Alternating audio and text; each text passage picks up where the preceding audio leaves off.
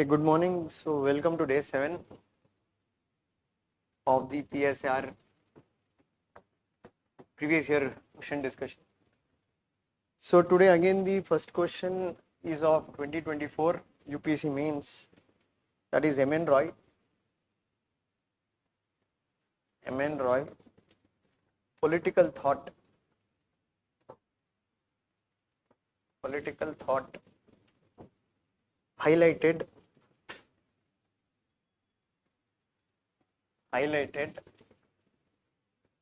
the humanistic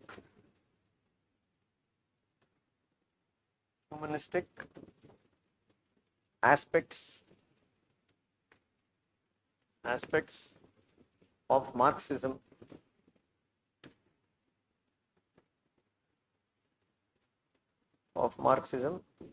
discuss. So this was asked for 15 marks in 2024. So the question is linked, or what we can write about is that they're asking that M.N. Roy's political thought. So here directly or indirectly they're asking about what we call as his idea of radical humanism. So you need to explain radical humanism, and you have to say how radical humanism highlights the humanistic aspects of Marxism. So you can look at Marx when he wrote his very early works. He had emphasized on humanitist aspects. But later on, Marx spoke about key ideas such as what? Dialectical materialism, historical materialism, class conflict. So what did M.N. Roy criticize Marxism? Because M.N. Roy started his journey as a Marxist, but later on he developed certain differences, or he developed certain criticism towards Marxism. That you need to write first. What was M.N. Roy's central thought?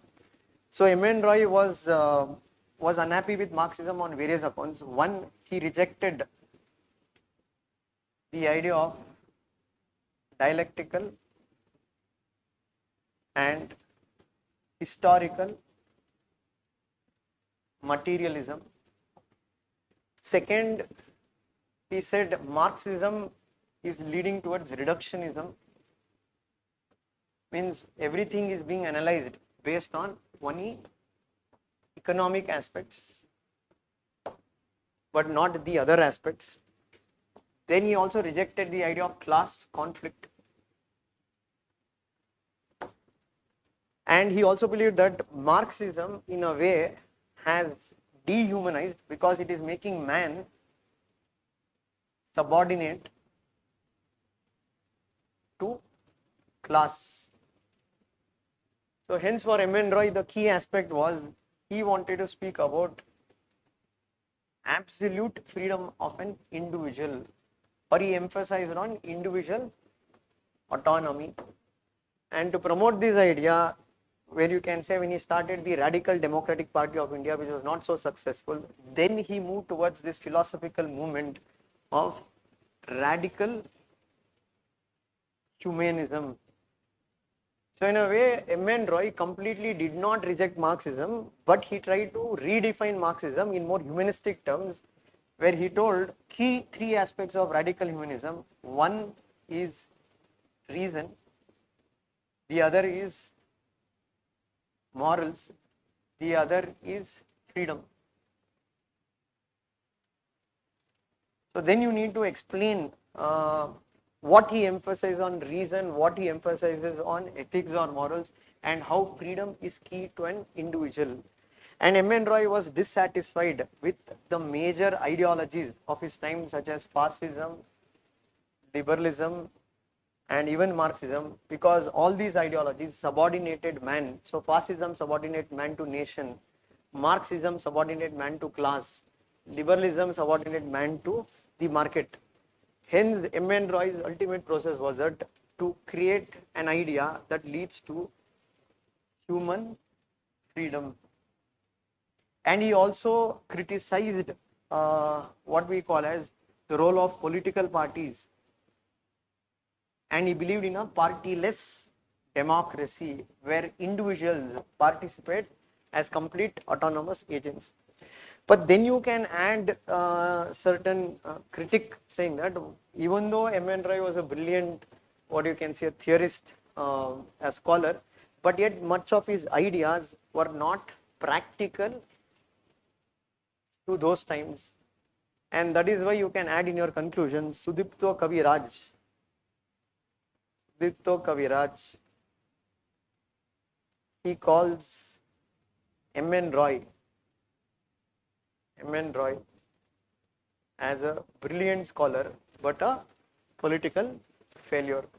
So this is what you need to emphasize on the question, that M.N. Roy's political thought highlighted the humanistic aspects of Marxism. So central theme is that it's not that M.N. Roy completely rejected Marxism, but he tried to redefine Marxism through his philosophy of radical humanism. So then you need to explain what is radical humanism and how radical humanism highlights the humanistic aspects of Marxism. And then in conclusion, you can bring one or two critics, then conclude your answer. Second question was a 10-marker question which was asked in 2023. So this was comment on the normative approach to political theory.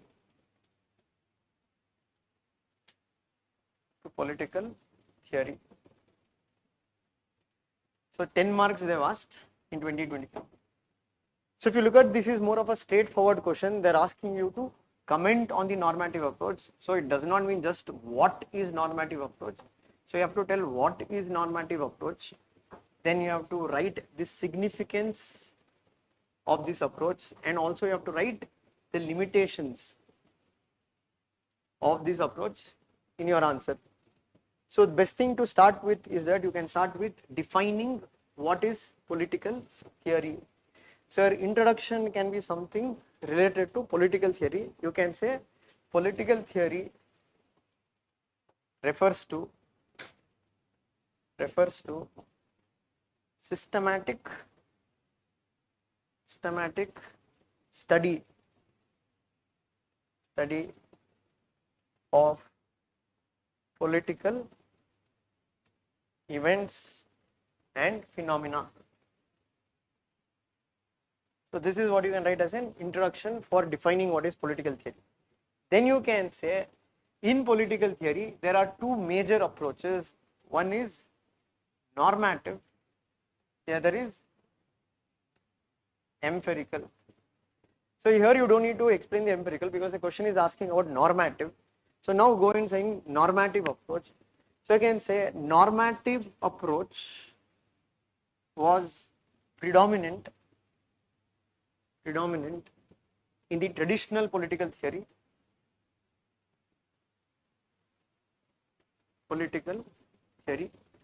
Then you can say normative approach largely emphasize on values. So I can give example. Plato's approach of understanding politics was largely philosophical, and you can give the idea of philosopher king. Then you can go on to say normative approach largely deals with questions such as good or bad, because here we can say it depends upon the values of the individual. Then you can say normative approach also gives significance to prescription.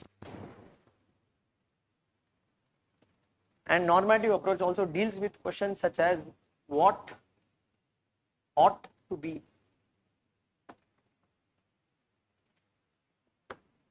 So you can say normative approach is very important in politics because, as Leo Strauss says, that it is important to see or differentiate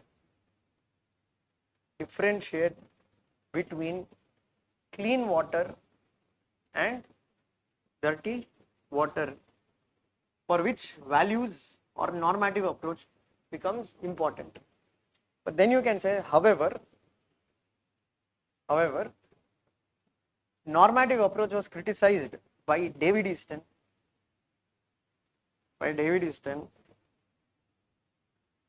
as one should not live on parasitically age-old ideas. Second limitation what you can bring of normative approach, since it emphasizes on values, and you can say values can vary from person to person, hence it cannot be verified. But then you can write in conclusion, nevertheless, today it is largely agreed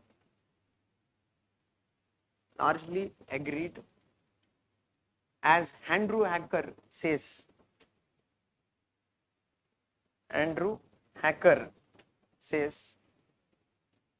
every political theorist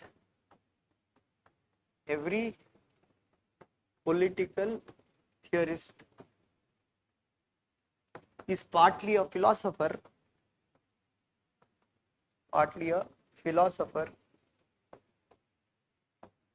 and partly a scientist.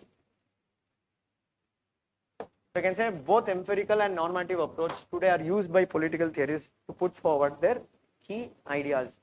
So this should be the flow of your answer. So first you define what is political theory, then you write or describe what is normative approach, then you write one point about what is the significance of normative approach, then you write the criticism. But the challenge is that you have to write all this in 150 words, since it's a 10 marker question.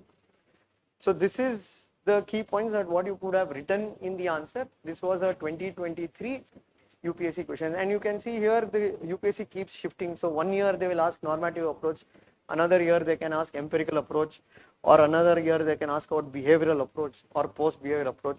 So if you do a lot of your PYQs, so you can just get an idea of the trend and how questions are being asked. And more importantly, so what you'll also realize when you write these answers is that, so no matter how much you read, you can just write in 150 words. So end of the day, your goal of reaching, what you can say, clearing the exams is always dependent upon your writing skills, because it is not just based on your reading skills. So you can't clear the exam unless you score marks in the exam. You can't score marks in the exam unless you know how to write, and unless you work on that skill, you can say you're not going to achieve what you want to become. So that's the problem what we say with most of the students. They don't write or they don't read in a systematic way. Say they only emphasize on what? They emphasize only on reading books, etc., but not building their examination skills. So that is what we say, exam is not cleared by who's most knowledgeable. The exam is always cleared by those who are more skilled. Skilled in terms of what? Prelims has certain set of skills, mains has certain set of skills, personality test has certain set of skills. So obviously a person who only speak, who doesn't want to read, so you are never going to get a chance to speak in interview. Why? Because you are never going to clear means. You are a person who might be good in writing, but you are not good in objective questions. So you are very good there, but the problem is that you will never become, because you will never get an opportunity to write means. So unless none of your skills are sharpened, always reaching the goal will be difficult. But that's why I keep saying, what is that? 85% think that they are going to clear, but in reality they won't. The reason is that they are only, what is their understanding? Their understanding is books, their understanding is what, if we do these things we will be in the final list. It is only the 10 and the 5% who will think about developing certain examination skills. So that is why you can see here also, I think Vinay Sir also stressed most of this session, because he keep asking like, make answer writing in classroom. Problem is that I have told him the other day also that people won't write answers. They are not equipped like that. They won't work like that. For them, what is more important? Syllabus completion, as fast as possible, go to Mussoorie. But they won't realize they are still in Kengeri. It will take a very long way. So only when that realization will happen, that what exactly is required for the exam, and many times the reality will be always harsh. Means reality will make you nervous. Reality will make you, doubt yourself. Reality will always make you that you have to do things. So what many people will tend to do, they don't want to come to reality. They want to remain in their ideal world. What is their ideal world? That like Pradeep Ishwar says, na, like ಒಂದು ಪಕ್ಕ ಸೊನ್ನೆ ಬಂದ್ರೆ 10 ಮಗ ನಾಳೆ 100 ಮಗ. So they will remain there itself, and the only reality they'll face is that when they write an exam. Okay, like for example, let us take 2024 prelims. Many people who will write, they will understand the reality and they'll try to work. Some people will live in denial. Denial means giving justification. I have not read so much. This is my first attempt. So these are just reasons. So when you start giving reasons for failure, that is not the recipe for success. And always success does not come easy. Success is always a struggle. There will be struggle at every stage. And that's why we say that why only some people are ready to struggle. Means there are only few people who will regularly write answers, who will regularly work on means, what has been asked in means. Some people will live in denial. Denial in the sense, let us take for example GS2, last year question paper. They won't answer that. They will answer what questions? Okay, what is fundamental rights? What are the features of fundamental rights? Of course, you have to know that, but these are the questions that has been not asked in the exam.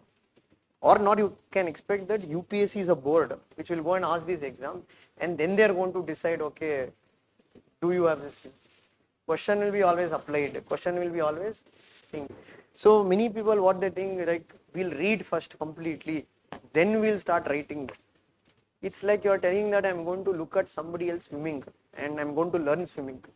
You're not going to learn swimming unless you jump into the water.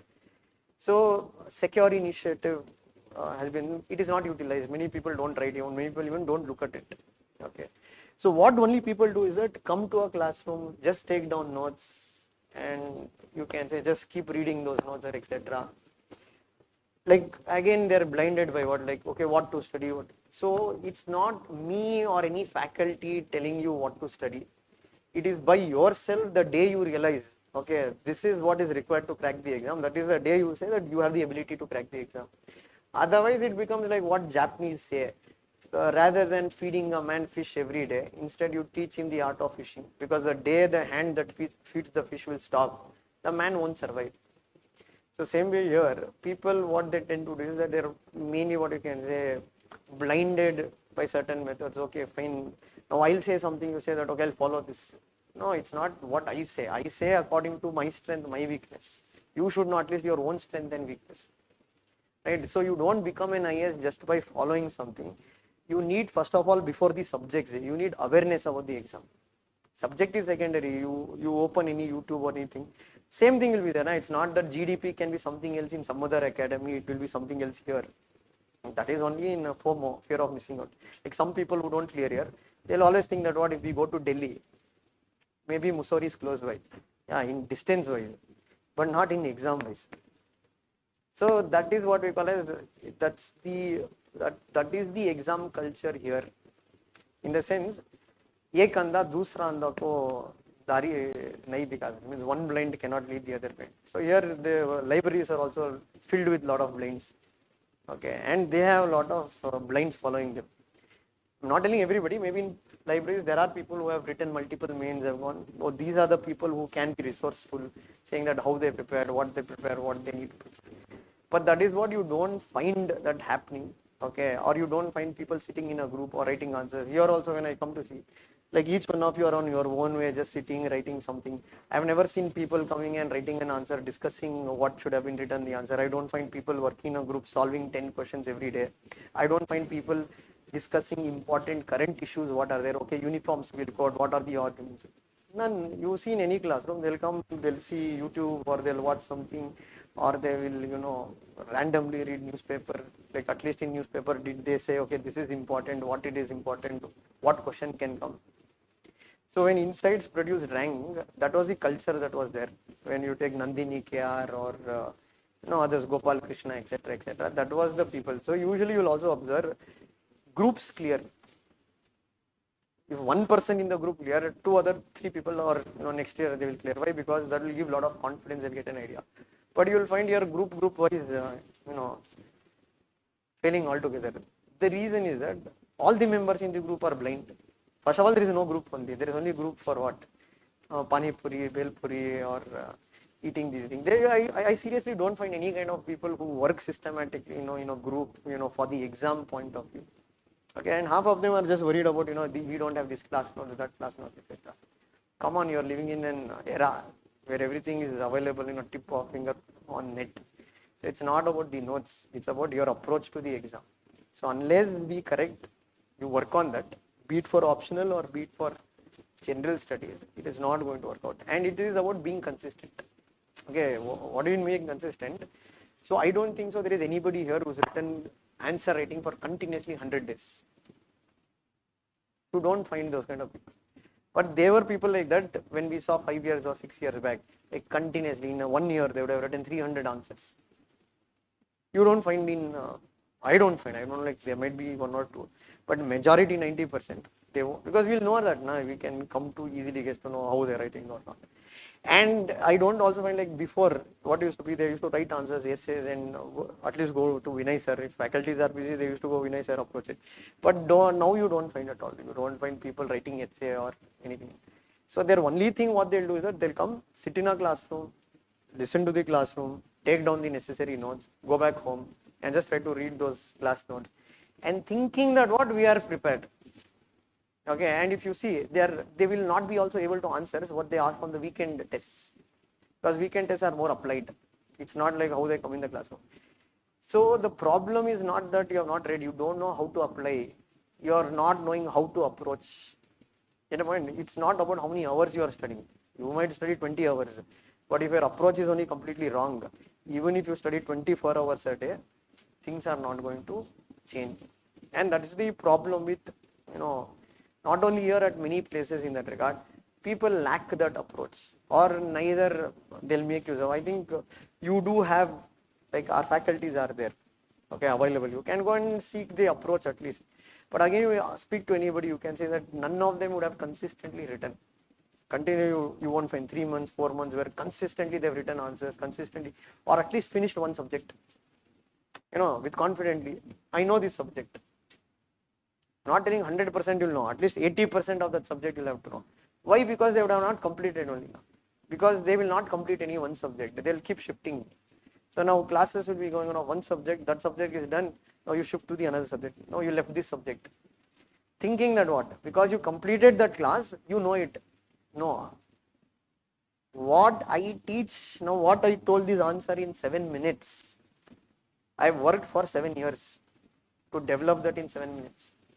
Now what you heard for 7 minutes, you can't write the same thing in 7 minutes unless you have revised the topic multiple times and then you reproduce it. So what you read in a class, what some people think, I'll go and read off that day only. So basically a faculty, when he has explained an idea within 3 hours, why is he able to explain it in 3 hours? Because he has taught for 3000 hours. Now what you have heard in that 3 hours, if you tell I'm going to read it in next 2 hours, basically you are not reading it correctly itself, or you don't have an understanding of that particular topic. And that's the thing. You need to develop examination skills, not just the knowledge. Knowledge will not take you anywhere. Prelims, there are certain skill sets. Mains, as everybody knows, writing is the main skill set that is required. Interview is something which you can think later. Okay. So you can't put the, cart before the horse. Okay. Thinking about now what shall I wear for interview. First go to the interview. Then automatically you will come to know what you can wear, what you can carry, what you cannot carry. But more importantly, now you have to think how to get to interview. So you have to clear prelims and you have to clear mains. So more importantly, you have to think about how to clear prelims and mains. So it should be a bit of integrated. Got it? And as I told, answer writing is more important, whether it is optional or GS. Understanding the demand of the question, what exactly they are asking. And then you need to use your knowledge to write, because no question will be given in such a way that what is in your notes you directly reproduce it. Any subject, there will be only few questions it will be like that. Maximum number of questions are all applied. Applied in the sense you can't directly copy from a book. The knowledge what you have gained from that book, using that knowledge or using any collective examples, that you will have to be able to write. Okay, so see, randomly in political science or even GS, they might ask a question like in society part. They might say marriage is a power structured relation between two genders comment. Okay, let us think you have read society, part is done for you, or your option is political science or sociology, or you don't have this optional also. Now, what many students will do is that here to answer the question, first they'll think where in the book it is written. There is nothing in the book that is required. Question is saying that what marriage is like a contract or it is a power structured relation between two sexes or two genders. Meaning that what marriage where one gender is exercising power over the other gender, that is husband is exercising power over. So in your answer you need to explain how and why this happens. So you can explain in many marriages, what you can say, like in many religions, the husbands can have multiple wives, whereas that is not possible, or polyandry is not possible in many customs or traditions. Second one, dowry system is there in many systems. That is also a kind of power that is exercised, where you will have to pay a tribute to the husband's family. Or in a family or marriage happens, you can say with especially patriarchal societies like India, you can say the women will have to do all the domestic work. So when you take division of labor in that regard, so it is more, you can say, household work which is done by women or the wives, for which there is no economic value. It is not part of the GDP, or it is a care economy. Or third, you can also say in a marriage as a contract in that regard, you can say in many families, it is the male members or the husbands will decide that how many children should be determined. Or many times because of the male preference in that regard, they might have multiple children at large. Or you can say even in India, especially a country like India, you can say the marital rape has not yet been criminalized. So obviously the wife cannot make a complaint against the husband in that regard in cases of rape cases. So that is why there is a view that what marriage is like a contract where, or it's a power structured relation where the husband is exercising power over the wife. So you can give multiple examples. I told just the example. Now if you tell, sir, where do I read it? This is not somewhere you read it. You just read about what you mean by gender inequality or etc. as a basic concept. But these are things what you have observed, what you see, what you read on a day-to-day affairs. And this you have to be able to articulate in the exam. So you can't expect questions in exam to come like what is gender equality, reasons for gender inequality. That is all basics what you read in a book. But in exam they are going to give more applied part. So in what you have read, you should be able to apply. Maybe someday you're reading newspaper, you can say that during COVID in that regard, the domestic violence in many houses increased by almost 25%. You can give it as an example of how marriage is a power structured, relations in that regard. What's the point? So understood. So that's why I told secure initiative will be a better tool to work on it to regularly write, because you can read and understand, then you can produce your points. So again on Monday we'll come out with 2 more questions of 2023 paper.